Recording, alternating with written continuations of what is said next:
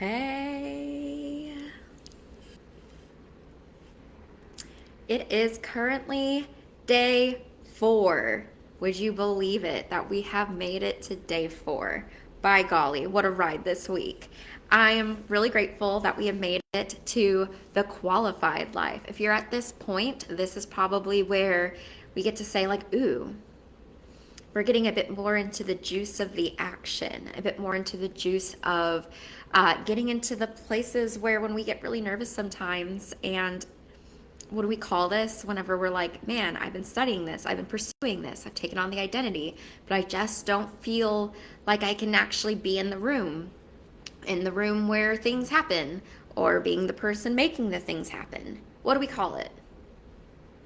Especially if we can do it, but we don't feel like we quite can call ourselves the person that's doing it. Imposter syndrome.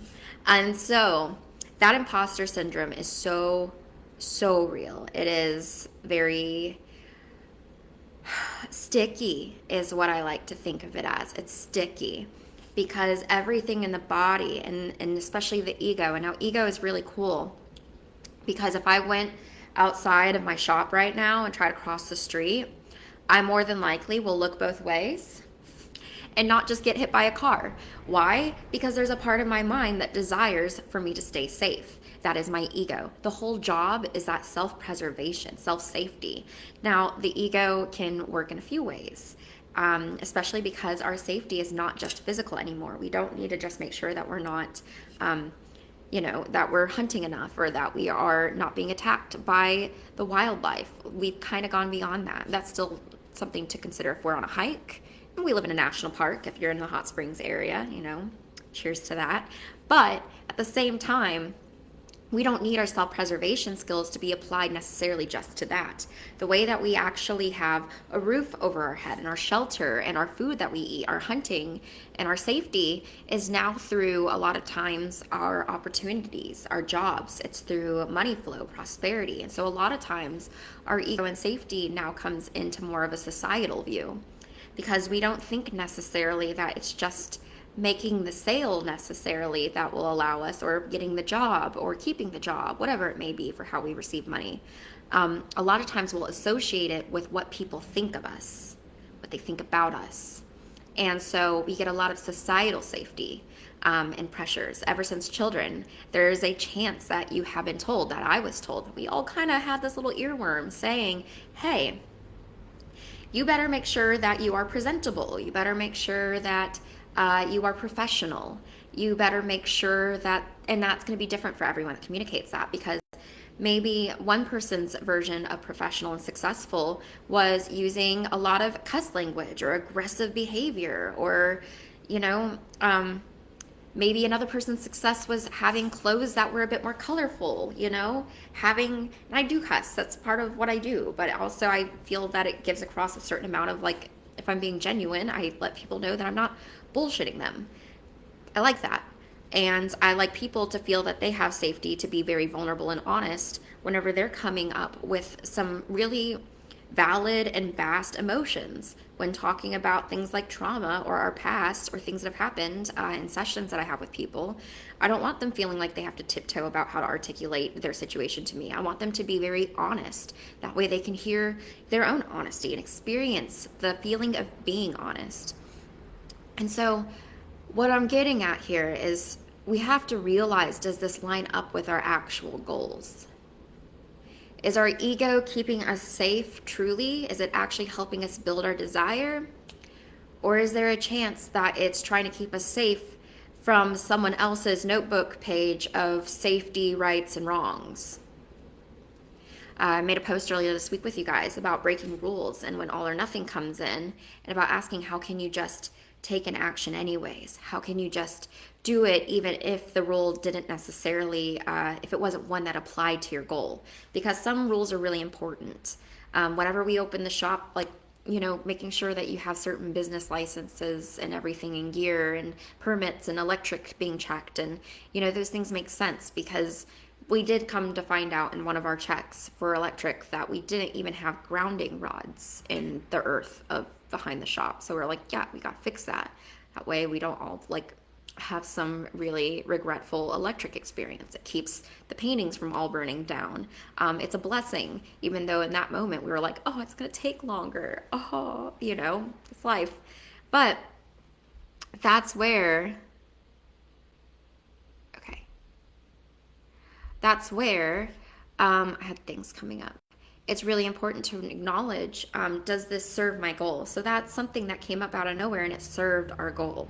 But sometimes there's other rules, like maybe I need my windows to be perfect before I can open, or I need my website to be completely finished before I open, or I need everything that I imagined with renovations to be perfect before I open. And if I'm being honest, like I could not have done everything that I one day would love to do before the day that we opened. I was like, I want to get open and then I want to be able to figure out everything else as we go along. I want the necessary steps taken care of first, and then for us to be able to continue building as we learn. And it's because of how much I love to fight the all or nothing, or the perfectionism, or the rules that don't actually exist, when sometimes we just need to be in a space of action. But it continues to come up sometimes, where we go into situations. I had a day the other day where I went to an art meeting and I felt all of it come up again, where I was like, what is this? And I realized it's because I don't always feel like a hot springs artist. I may be an artist that lives in hot springs, but it doesn't necessarily mean that I feel like I am in the community all the time of knowing how to talk to everybody. It's just social anxiety, to be honest, if I haven't met someone yet and suddenly I'm meeting them as an artist. For some reason, it gets me unless I'm in my booth. And so I have to remind myself in those moments to show up anyway, to do some tapping maybe beforehand, to drink some water, regulate my nervous system, but to show up anyway, because of the fact that that is a big part of this, of everything when it comes to this job. Anything that we want to pursue, anything we want to manifest, anything we are building, if it intimidates us, and we are qualified, I'm qualified to walk into a room, but my brain tells stories, and that's natural. And so despite the stories, how can we show up anyways? And when we're not qualified, and I want to clarify real quick that our worthiness is not the same as our ability to be qualified for something. I am very worthy at all times. You are very worthy at all times. On a soul level, you are already worthy of absolutely all of your desires. Does that mean you're qualified for all of your desires? Well, if you want to be a doctor, and you have not pursued anything medically yet, or understanding the body or how to heal the body, then maybe you're not qualified. Are you worthy of it? Yes. But qualification and worthiness get to become two different homes, two different places of learning. And that way it's really nice, because that knowing that we are worthy actually helps us continue to pull through as we pursue qualification. As an energy worker, I was always worthy and qualified of doing energy work, but whenever I pursued Reiki and became certified, suddenly I am a bit more qualified. I'm definitely qualified finally to offer Reiki. Once I get my ordained ministership is when I was qualified to actually perform energy services on people in a way that won't get me sued for performing spiritual services with people. It allows me to interact on a spiritual level, and it keeps me safe. It keeps me qualified. Compared to just going out there and trying things and not necessarily understanding it. But that's where we all have these different variations. I'm not going to say that if you have someone that you love and you know how to just be present with them and run energy, and you have both agreed upon that, and they said, I'm healing myself and I would love to accept your energy with healing. I'm not the Reiki master in this world that's going to say, no, you haven't been attuned to Reiki, so that means that you can't do energy work on people. Like, that is between you and the people that you are connecting with energetically. That is a very personal experience. But if you want to call it Reiki, you have to be qualified by having the lesson in attunement in Reiki. If I want to be a doctor, I have to be qualified. If I want to do these things, sometimes I need certifications to be able to get to the other side. So that's one piece of this, right? If we need a certification, be aware of it. If we need something like a license, be aware of it. That's where awareness comes in again. And suddenly we get to put it into a micro goal. We get to make that the micro goal of a time, maybe going in through the classes, going and taking the test, having the attunement, applying for the certification, whatever it may be. That is a piece of the qualified life, is asking, Does this require a certified level of qualification? And does that align with my values and my goals and what I'm pursuing, what I'm manifesting? If I deeply desire this and this is what it takes, then what are my steps? How do I build out this micro goal now? How do I go through the belief work if something feels inaccessible? Sometimes people want to go to college and then suddenly it's like, how do I come up with the money? And so maybe it means that my next micro goal is going through and researching grants, going through and researching scholarships, going through and researching what will make me qualified once again for those scholarships. And so in the qualified life, if I need a certification, if I need education, if I need it to be on that level of a certified thing, then I should start to pursue that. But sometimes there are certifications that exist and they are not required for you to be qualified. In the coaching industry is one big example. You actually could be getting certifications from someone where you may not align with their values in coaching. Coaching is not a world where we have a lot of regulation. And so because of that, anyone can be certifying you in different types of coaching. If you look at certain people, Tony Robbins and some of these coaches, even Amanda Francis, she was certified in therapy. She went to school and got her master's in being a therapist. She started to pursue being able to teach other therapists. But then suddenly she goes into coaching instead because of how much more she felt that she was able to be more direct with people and use her tools from therapy, but help people with forward momentum and belief work to be able to continue building. You got Tony Robbins, who's not necessarily out there being, constantly studying from in a style. Now here's the difference though. It's not in a style of studying and getting constant certifications as much as it is collaborating with people that he feels very inspired by, and being willing to learn from life. And he did attend a lot of seminars, but not necessarily in the same way that some people will just sit and go through a coaching course just to be certified.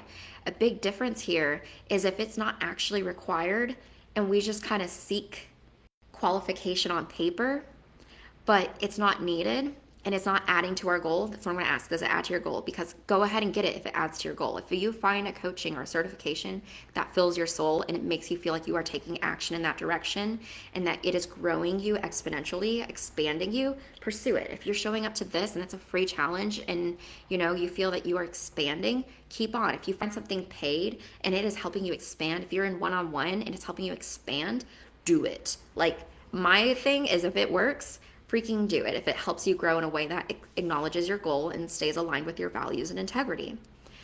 But if we are pursuing certification after certification after certification, but never taking action, there is a problem. And that's when we start to dive into, is this imposter syndrome? What's keeping us from just making the offer? And if you are stepping into coaching shoes, what is keeping you from making the offer can be a question. If you are stepping into musicianship, what's keeping you from playing the song or trying to play the song poorly? If it's going to be building this art business, what was keeping me from opening the doors? I made sure it was only things that were very legit keeping us from opening the door. Anything that was like a belief or until it could be perfect, I cut that out. I was like, no, I cannot be waiting until this reaches perfection to open that door, because I'm always going to be able to perceive new levels of perfection. And that's what you need to realize, is that perfection is not actually tangible. It is a perspective. So even when you reach what you now believe is perfection, you will be at that space and able to suddenly see all sorts of new levels of perfection. So why do we need to wait for it when we're always going to be able to perceive a new level of it? We're never actually going to reach it unless we look at what's in front of us and call it perfection through gratitude and an appreciation of what is, or we acknowledge that the pursuit of it is something that's benefiting us. But to wait for perfection to act is cheating ourselves. And so be qualified, find your qualifications. Allow yourself to learn. Ask really good questions. The quality of our life is determined by the quality of questions we ask. So find those damn fine questions that really help you get where you want to be, where you want to go. Be honest about your desires. It's where day one, the desire declaration, is so important. Day two, when we go into identity, design, and align, this is where we get back into it again. With that identity that you've claimed, how can you now say, okay, I am acting as it? And if I need to get qualified to be able to fully say it, maybe saying doctor means I need to get my doctorate. That's okay. Maybe if I'm a healer, I need to make sure that I'm finding ways that I know how to articulate how I heal, what that process is like.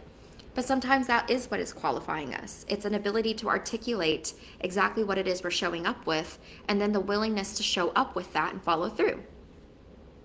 Be honest. You don't have to have 10 million certifications and be perfect.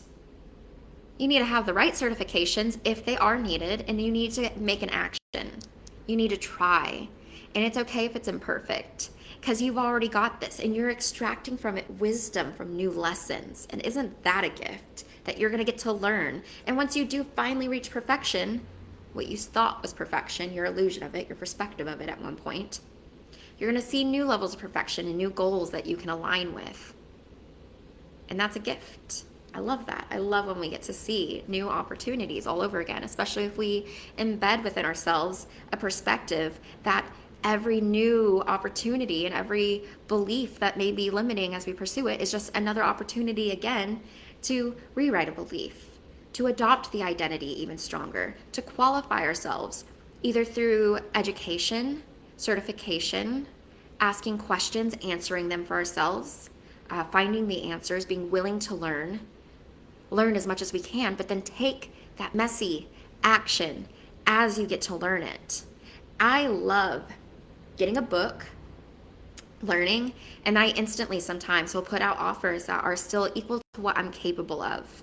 And it's okay if it's one step. Sometimes we learn from someone and it's like, well, they're doing all of this to tell people and teach people on this level, Maybe it's like you're looking at me right now. It's like, well, Karina's over there doing a 5-day challenge on how to be in a manifestation mindset. I've been doing one-on-ones for years. I've done huge month-long programs with people, one-on-one for years, where I've been able to, where I've been doing that for years. I didn't do the month-long thing for years. It was month-long. But I was able to see one-on-one with someone where they were at, the feelings that they had, the desires that existed, and the blocks that came up, and work through each one very intimately with conversations or bringing up tools or bringing in tapping or bringing in Reiki or bringing in a reading, and to be able to break through several levels where I can now watch at a distance and be like, whoa, I remember all those fears that you had, all those things that you knew you wanted to do, but you just didn't quite know how yet. And I'm just watching you do it as a lifestyle. I'm watching you breathe this energy that you once said was a one-day desire. And I love that. And so after that, I didn't come up with this before that. I did that first, messy at times, where I was just trying my best and showing up, and then so grateful after every result that I was able to witness and be a part of. The things that have happened, this is the articulation of, if I could put 5 days of the pieces that if I'm not with you one-on-one, that if I could tell it to you, and if you were willing to be vulnerable, honest, and at least a little bit willing to take some action with some of these tools, to hand you over the tools that really could make such a big difference. That was my intention. And I thought about this morning and I was like, man, I love manifestation mindset. I love everything that it's brought to my life. I was sitting there in my house yesterday when I walked downtown. I loved it, living in the downtown house, and I drive 2 minutes to the shop. And I think about driving Danny to work, and it's like also like 2 minutes from the house. We're all downtown. I love everything downtown. And it makes me want to cry sometimes, because I'm like, it's beautiful. It's so great. I'm so grateful. It makes me want to fight harder for what I've built and to be appreciative of it. But it inspires me to continue growing. And that's where things like this have birthed from. Showing up here becomes an extension of what a decision I made a long time ago about my identity. And now I'm trying to find ways to make sure that it's more accessible, so that way if I'm not one-on-one with someone, I can still provide something really beautiful and valuable to you guys. And so I want you to ask yourself, what is it that you can do? And maybe it's a challenge if you're in the middle of coaching. Maybe it's a one-day challenge. Maybe it's making a reel. Maybe it is showing up and opening the doors. Maybe it's applying for something. Maybe it's showing up to a meeting. where you were always allowed to be at, but you just don't know how to show up to it yet because you just didn't tell yourself that you knew if you fit in or if you belong. You belong. I want you to decide where you belong, and then I want you to qualify yourself to get there. And if you're already qualified, I hope you show up and be your best self. Be yourself. Be your energy. There's a reason you are you. It's so true. And you are a gift, a damn fine gift to this universe and this world through your own unique lessons, your own unique perspectives, and everything that you have come through to be able to share your energy with the world. So thank you guys. Thank you for today. Thank you for Qualified Life. I hope that you are pursuing things. I hope you are asking good questions. Feel free to ask questions here about if you're wanting to find out ways to ask better questions. Everything that I've ever wanted to pursue, thank God there's almost always someone that has already pursued it. There's almost always a book. There's almost always a course. There's almost always a video on YouTube. When I talked about my song, I know that we're getting really close to our final day. I don't know how you guys are feeling about how far you are on your micro goal that you picked. My micro goal this week was to play one song that I didn't write. And I realized that it felt almost big, which is good. I'm glad I made the goal outside of my comfort zone. So how did I make it even more accessible? I was like, man, I just still want to accomplish this goal, but I don't know if I can figure out a whole song. And I was like, well, I wish I could like be the kind of ready that if they said, hey, could you play at Jazz Fest? I'm going to Jazz Fest. These are the stories my brain says. If they were to say, like, can you play something in between at Jazz Fest? What's one song that you would want to play? And I'm like, well, my favorite song is the one I love to sing, which is Fever. And I was like, girl, that is like a 4-note bass line, maybe 5-note bass line. You could probably learn those 5 notes on the keyboard and you play them on repeat, and then you know the words to the song and you would be playing a whole song. That is actually very technically within my goal. Could I make it harder than that? I could. But by the definition of what my goal was, that fits. So, with whatever your micro goal was this week, I hope you're making really cool progress on it. But ask yourself and consider, is there a chance that I can actually still make that goal? Maybe you've already made that goal this week. That's okay. Congratulations if you have. But if you haven't, and if you made it a bit outside of your comfort zone in a way that almost seems intangible now that we're 1 day away from the end of the 5-day challenge, maybe there's a way it was closer and you just defined it a little different. Even this 22, like I saw that number and I was like, impacting 22 people in coaching this week. And I was like, how does that feel as a goal to me if I made that goal? And I was like, well, actually, sometimes we make a post within our coaching identity where we are offering to help people, or we offer just one paradigm shift, one piece of support, one piece of kindness, one piece of perspective that maybe someone didn't have. And if they just read that post, I'm not saying that they have to like it, heart it, interact with it, comment on it, but if someone just received it, because we don't realize how many people receive our messages, receive our energy, receive our communication on social media that aren't actually even interacting with it. And so that alone can be sitting in the coaching chair and making an impact to 22 people and changing them with that coaching energy, changing a piece of what they've been searching for when it comes to what they desire to shift within themselves. And so all of us here, whatever our micro goal was, how do we feel about reaching it tomorrow? And is there a chance that it's even closer if we just shift the perspective that we give it with how we're already showing up? And are you willing to take at least that smallest action? I'm wishing you well.